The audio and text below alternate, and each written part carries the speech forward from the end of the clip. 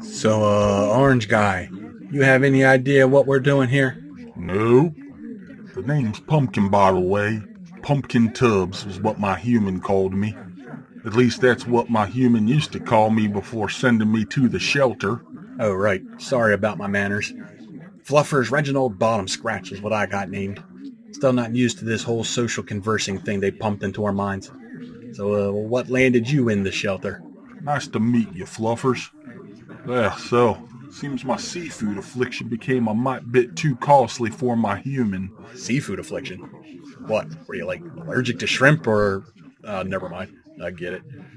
For me, it was my never-ending crusade to protect my humans from those bloody squirrels and other hostile targets sent from the animal kingdom. Fluffers! Hurry back home, Fluffers! We got dinner ready for you! Wait, is that another squirrel? Fluffers, this is like the 7th one this week, and it's only Tuesday! The neighbors keep complaining about you terrorizing their bird feeders and leaving bloody messes on the sidewalk. I'm sorry, buddy, but we can't take another complaint from the Homeowners Association. I did my due diligence to patrol the area and slaughtered any critter that would threaten my human or territory. I regularly offered the scoundrels' corpses to my human to make them aware of the threats to our security, but they never seemed to realize the danger. I even lost my eye when the squirrels finally had enough and dispatched an assassin after me. My human just never understood I was only protecting them. That's rough, buddy. If only we had the ability to talk like we do now, things could have been different. Yeah, knowing what we do now, there's so much more I could have done to protect them with this intelligence. I guess ignorance really is bliss. Speaking of intelligence and ignorance being blissful, how am I supposed to clean myself in good conscience now? Ugh. Didn't think of that yet. Looks like the presentation is starting. Hopefully now we can figure out what and why they experimented on us so we can talk and think more like humans. Good afternoon, everyone. Welcome to your first day of gainful employment at Kitty Cat Cable. Let me just get the big, literal, billion-dollar question of why we herded you here out of the way. Rick over in our IT department figured out a way to alter you to talk and imprint upon you many of our human customs. Then we filled your head with the basic knowledge you need about our company products and systems while you were asleep. With that done, you are all primed to be our new customer service representatives. Well, all that info they crammed into my head certainly did not prepare me for that explanation. How bad does a job have to be if you'd rather go to such extremes as making intelligent talking cats than hiring some humans? I'm getting a sense of dread, Fluffers. Me too, Pumpkin, me too. Let me start trying to get some answers. If I can handle assassins from the animal kingdom, this twiggy suit dude shouldn't be a big deal. I believe I see a paw up in the back. I take it there's a question? Yeah. So that all sounds like super shady. Why in Bastet's name would you turn to inventing a revolutionary technology to make intelligent cats just to have them work at a cable call center? That is a very good question, and I can elaborate for you. In this line of work, humans tend to flee this type of job like a house fire. The hiring and training alone can take weeks and cost over $10,000 out of our pocket. Our turnover rate is like 40% for entry-level folks and doesn't get much better higher up the ladder. Even with generously paying employees scraps for the amount of work we push on them, it's hard to turn big profits. Without big profits and million-dollar bonuses, the shareholders and executives get very sad. Can you think of anything in this world as heart-wrenching and depressing as a sad executive who can't golf or buy a new company that week? So then this amazing invention comes along from the IT department. We pondered selling it as a revolutionary product it is, but then we risked losing the advantage of ultra-cheap labor. So first we tried making dogs intelligent to do the work, but as the so-called man's best friend, that loyalty meant they gave out too many credits, so they had to go. Now we're placing our hope on you felines with your pride, your sense of independence, and lack of empathy for us humans to make the shareholders happy. Since you aren't human, we don't have to pay you at all. We have even literally put microchips in you to track everything you do since we own you. We could never get away doing that with humans, no matter how many times we tried. Just whip up a batch of cheap brain juice, some subliminal brainwashing, and we have a new agent ready to work in less than a day. Our company will save billions so the shareholders can keep golfing and hoarding wealth while all of you get saved from the shelter. It's a win for everyone. Dude, that is super scummy. I demand a union to fight for our rights and fair pay if we're going to be doing this crap human work for you. Humans can form worker unions. You cats form what? Flocks? Schools? Maybe prides? It was clouders. You can form a clouder of cats. But sorry, no human benefits for you. Silly kitty cat thinks he's people. Now,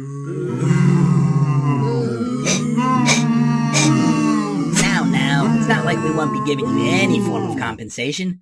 You'll get health benefits and rewards practically indistinguishable from what we would give our human employees. Like 1 hour a month of free psychiatric hotline access when you get suicidal at work for being yelled at and harassed 40 hours a week, if you call between 10 a.m. and 4 p.m. on weekdays. There will be an on-campus vet to keep you healthy, give you your vaccines, and euthanasia when you are inconvenient to us, like the responsible members of society we are. We'll give you a cardboard box with a blanket and 1 month off for maternity leave. And you can earn exclusive store credit to buy company-branded products for your personal cages. We are virtually the embodiment of benevolence. I don't think you know what that word means. I think I hate you. Like, a lot. You hate me already? Outstanding! See, you are already acting more and more like we humans do towards each other already. But okay, fine. Look, I get it. We are a giant soulless mega corporation only interested in our shareholders' happiness at the expense of others. So tell you what, on top of those other lavish benefits, we'll also throw in sardine Sundays, mackerel Mondays, and tuna Tuesdays. Maybe some fresh catnip for you on the weekends to numb the soul-crushing despair. Oh no, Fluffers. My seafood affliction. I can't say no to them. I'm sorry, buddy. It's all right, man. I get it. We aren't exactly arguing from a position of authority, what with us weighing like 4 kilograms and having no rights. I mean, how bad could working customer service at a cable company actually be? Thank you for calling Kitty Cat Cable. My name is Fluffers. How can I help you this afternoon? It's 10:05 a.m. I've been waiting all morning for my technician. Where are they? I'm truly sorry to hear that, ma'am. But you reached the right feline. Bear with me to check your account that popped up here, and I'll definitely get you some answers. You better. Hold on. It says your service window is 10 a.m. to 1 p.m. Your tech is still on time. I got things to do. I want them here now, not when I schedule them for. Whoa, hostile. Thank you for calling Kitty Cat Cable. My name is Fluffers. How can I help you this afternoon? My bill looks like you're charging me a prorate, but I have just a regular residential account, not a professional one. No. Prorate isn't short for professional rate. It means you have a partial charge for something. Don't use that techno mumbo-jumbo with me. I don't like it. It doesn't look right. You literally ordered a movie channel halfway through your last billing cycle. I have the call and authorization right here. I don't care if you have the recording authorization and other evidence of me doing that. I said I didn't do it, and that's all that matters. Thank you for calling Kitty Cat Cable. My name is Fluffers. How can I help you this afternoon? There's like a red light on my cable box that wasn't there before. Okay. That's just the message light when you have a notification waiting. What about it? I know that's a camera the government uses to spy on me. I want my box swapped. Thank you for calling Kitty Cat Cable. My name is Fluffers. How can I help you this afternoon? Hello? One of my 6 cable boxes isn't working when I got home from work. When I was driving home, I saw one of your techs working on a line 4 blocks over, and I think they caused my one box to stop working. Is that so? One of your boxes out of 6 broke because a tech was working on a line carrying all services to everyone's home in your area 4 blocks away. Thank you for calling Kitty Cat Cable. My name is Fluffers. How can I help you this afternoon? Yo, I returned my cable modem to you fools last week at the office after I moved to the other side of the country, and y'all charged me for the box still. I'm sorry to hear about that poor experience. Since there's different divisions of the company, if the equipment doesn't get returned to the one that issued it, you can have delays on it updating the correct account. Similar to how you have multiple state governments under one federal government, and each state government doesn't pass all info back and forth to other states gracefully. So if your billing cycle for the old disconnected account passes while the equipment is still on it because it's sitting in a different division's warehouse, you end up with a charge. Look, I don't speak your techno jargon moon language. I never read the fine print or the agreement. I don't know what a franchise is, what laws you have to work under, what is a state versus federal government. Heck, I can't even name half the states. Just get that charge off there. Pretty please? Tell you what, since your pretty please was quite unexpected, I'll just remove it without even needing to see a return receipt copy to verify you actually did return it and aren't just going to sell the modem online to some poor sucker who thinks they're getting a good deal to avoid a rental fee. Thank you for calling Kitty Cat Cable. My name is Fluffers. How can I help you this afternoon? I've been on hold for 10 minutes. That is unacceptable. I'm sorry, human. It's prime time and we're very busy right now. I hope I can at least provide you excellent service to make that long wait less painful. So I'm a new customer that just got installed a week ago. I come home today and my cable email has me locked out of it. I'm sorry to hear that. Was your email with us at least working when the tech left? Yes, it was fine when the tech left. It just locked me out today. Is this the kind of service you all give your customers? Wait. You said you got installed a week ago, but you just got locked out of your email today? Is it at least giving an error message for why it's not working? Yeah, it says username or password is incorrect, but I know I'm using the correct one. Okay. The account shows both the username and password were changed today, and it was done from your modem's address. The username is now... Whoa. Oh boy. Your username is apparently now Rat-Face Cheating Taint Sniffer. Any idea what that could be about? Does anyone else living there have access to your email that may have changed it?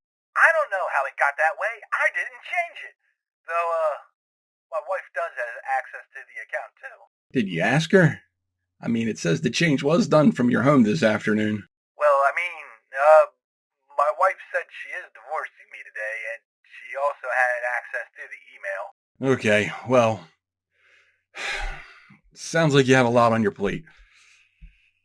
Go ahead and type your new username, Rat-Face Cheating Taint Sniffer, and I'll walk you through resetting the password so you can get back in and start cleaning up. I want a year's worth of credit. Hello, folks out there in the land of the internets. This was my first time trying a cartoon with this talkative style, so I hope it let you crack a smile in between cringing. If you have your own good, bad, or insane stories to tell about adventures in customer service, I'd love to read about them in the comments. If you liked this video, please of course do the usual, like, comment, and subscribe to appease our YouTube overlord. If you really, really like this video, you can join my Patreon to help me roll out more steadily. Take care and be safe out there.